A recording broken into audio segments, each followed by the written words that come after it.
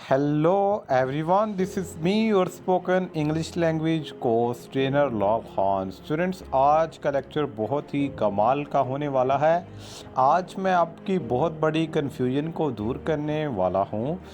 Use of since and for, जिसमें बड़े से बड़े प्रोफेसर भी नाकाम हो जाते हैं बताने के लिए कि इनको कहाँ पे कैसे कब इस्तेमाल करना है।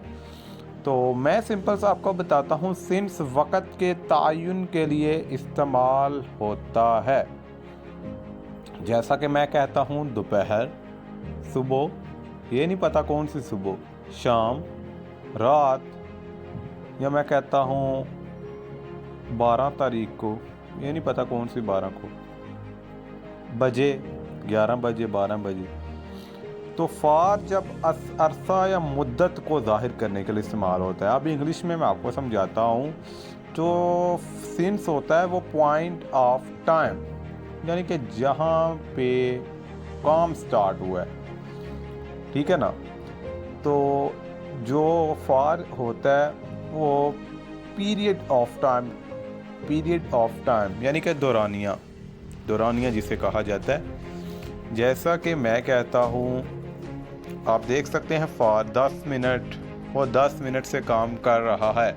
इसमें आपको वक़्त का पता चल रहा है, 10 मिनट से काम कर रहा है, वो 2 घंटे से काम कर रहा है, वो 7 दिन से काम कर रहा है। यानी कि जब जहाँ पे आपको पता चल जाए, आप टाइम का बता सकें कि इतना दिन हो गए उसे काम करते हुए। और सिंस में आपको ये नहीं पता होता कि कितने दिन से। मैं कहता हूँ वो दोपहर से क्रिकेट खेल रहा है। He is playing cricket since noon कहा जाता है दोपहर को, यानी कि वो दोपहर से क्रिकेट खेल रहा है।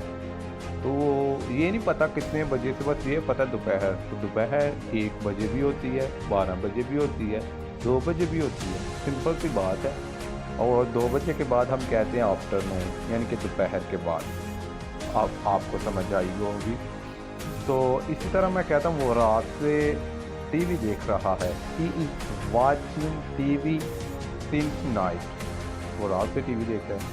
अब अगर मैं ये बताऊं कि वो कल रात से, कल रात से, तो मैं अगर कहूं कि वो 10 मिनट से टीवी देख रहा है, वो 10 मिनट से, इसमें टाइम का पता चल गया ना।